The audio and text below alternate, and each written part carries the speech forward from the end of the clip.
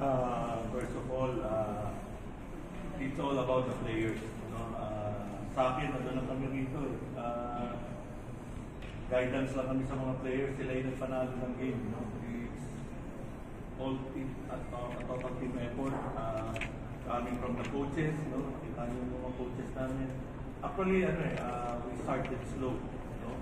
Yung first half, sama nung takbo, magbibigyan ko mga payo. Kasi sanay kami mag-practice alauna eh.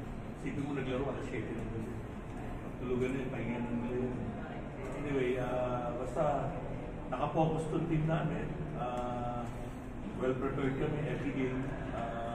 Yun lang, breaks of the game din.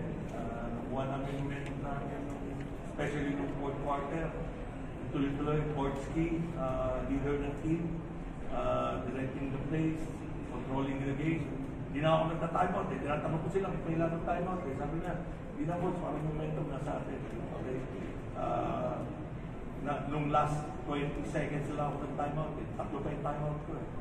Ginamit ko na lang kasi nga medyo parang mag-break lang namin yung defense nila.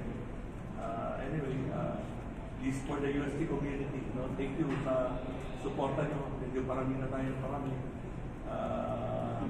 Paubusan ticket sa opisina. Problema na naman yun. Pero magandang problema yun. Okay, thank you sa lahat ng sumusuporta sa akin. Kay Boss Al, San Miguel, lagi nandiyan, sumusuport sa akin.